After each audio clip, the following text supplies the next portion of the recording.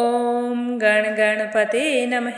आज अपने सुनेंगे वाल्मीकि रामायण अयोध्या कांड का आगे का सरक। भगवान श्री राम का आशीर्वाद पाने के लिए इस सरक को पूरे प्रेम भाव से एकाग्रचित्त होकर सुने।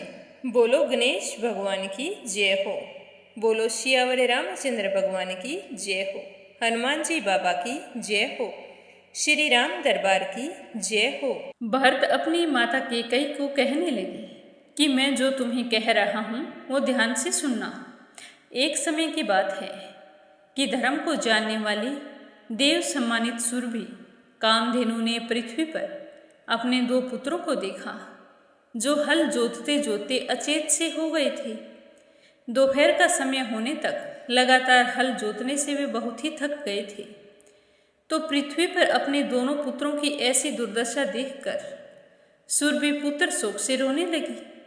उनके नेत्रों में आंसू उमड़ आए और उसी समय देवराज इंद्र कामधेनु के नीचे से होकर गुजरे तो उनके शरीर पर कामधेनु की आंखों से जो आंसू बह रहे थे उनकी दो बूंद गिर पड़ी। जब देवराज इंद्र ने ऊपर देखा तो आकाश में कामधेनु खड़ी थी और उसकी आंखों से आंसू बह रहे थे। तो कामधेनु को शोक से संतप्त हुई देखकर वज्रधारी देवराज इंद्र हाथ जोड़कर कहने लगे कि सबका हित चाहने वाली देवी, हम लोगों पर कहीं से कोई महान भय तो उपस्थित नहीं हो गया। बताओ तुम किस कारण से इस तरह रो रही हो। तो देवराज इंद्र के इस तरह पूछने पर कामधेनु ने धीरे से इस प्रकार कहा कि हे देवराज इंद्र, पाप शांत हो। तुम लोगों पर कहीं से कोई भय नहीं है। मैं तो अपने इन दोनों पुत्रों को देखकर रो रही हूँ जो इस समय धरती जोत रही हैं। ये दोनों बैल अत्यंत दुर्बल और दुखी हैं। सूर्य की किरणों के कारण बहुत तप गए हैं और ऊपर से वह दुष्ट किसान इन्हें जोर से पीट रहा है। मेरे शरीर से इनकी उत्पत्ति हुई है। ये दोनों भार से पीड़ित और दुखी हैं। इसीलिए इन्हें देखकर मैं शोक संतप्त हो रही हूँ, क्योंकि पुत्र के समान प्रिय दूसरा कोई नहीं होता। जिनके सहस्त्रों पुत्रों से यह सारा जगत भरा होता है, उन्हीं कामधेनु को इस तरह रोती देखकर इंद्र ने यही माना था कि पुत्र से बढ़कर कुछ भी नहीं होता। देवराज इंद्र ने कामधेनु को देखकर यही सोचा कि जिनका चरित्र समस्त प्राणियों के लिए समान रूप से हितकर और अनुपम है, जो अभिष्ट दान रूप ऐश्वर्य शक्ति से संपन्न, सत्य रूप प्रधान गुण से युक्त है तथा लोक रक्षा की कामना से कार्य में परिवर्तित होने वाली है, जिसके सहस्त्रों पुत्र हैं, वो कामधेनु भी जब अपने दो पुत्रों को इस तरह हल में जुता हुआ देखकर परेशान होकर आंसू बहा रही है, तो जिनके एक ही पुत्र हैं उनका क्या हाल हुआ होगा। मेरी माता कौशल्या श्री राम के बिना कैसे जीवित रहेंगी। इकलौते बेटे वाली सती साध्वी कौशल्या का तूने उसके पुत्र से बिछोड़ा करा दिया। इसीलिए तुम भी सदा इस लोक और परलोक में दुखों को ही पाएगी। तुम्हारे जीवन में कभी भी एक क्षण भी खुशी का नहीं आएगा। अब मैंने निर्णय कर लिया है कि मैं यह राज्य लौटाकर अपने भाई श्री राम की पूजा करूँगा और यह सारा अंत्येष्टि संस्कार आदि करके पिता का भी पूर्ण रूप से पूजन करूँगा। और मैं ज़्यादा से ज़्यादा वही कर्म करूँगा जो तुम्हारे दिए हुए कलंक को मिटाने वाले हों और मेरे यश को बढ़ाने वाले हों। मैं श्री राम को यहाँ लेकर आऊँगा और फिर स्वयं वन को चला जाऊँगा। पापपूर्ण संकल्प करने वाली पापिन जब मुझे अयोध्यावासी देखेंगे तो वो क्या सोचेंगे कि मैं तुम्हारे किए हुए पाप का बोझा ढो रहा हूँ। ये मुझसे कभी भी नहीं होगा। अब तू चाहे जलती आग में प्रवेश कर या वन में चली जा या फिर अपने प्राण त्याग दे, इसके सिवा तेरे लिए कोई दूसरी गति नहीं है। मुझे अपने इस मुख से कभी पुत्र नाम से मत पुकारना। अब तो मेरा यह कलंक तभी दूर होगा जब मेरा भाई श्री राम अयोध्यापुरी पहुँचकर भूमि पर अपने कदम रखेंगे, तब मैं धन्य हो जाऊंगा। इस तरह कहकर भरत उसी जगह पर मूर्छित होकर गिर पड़े। और क्रोध में भरकर फुफकारते हुए सांप की भांति लंबी लंबी सांसें खींचने लगे।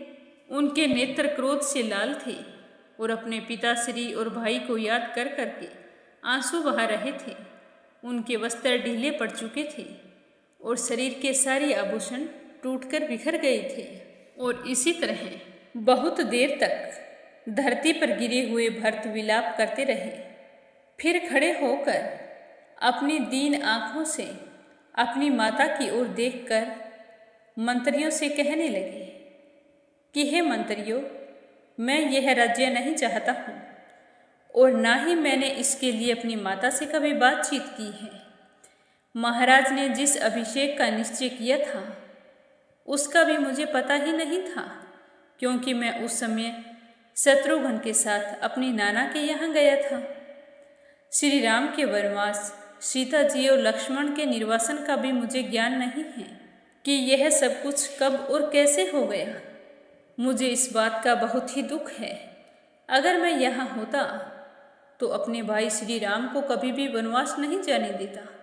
जब भरत जोर जोर से ऊंची आवाज में अपनी माता कैकेयी को कोस रहे थे, उस समय उसकी आवाज को पहचान कर कौशल्या ने सुमित्रा से कहा कि हे सुमित्रा, क्रूर कर्म करने वाली कैकेयी का पुत्र भरत आ गया है।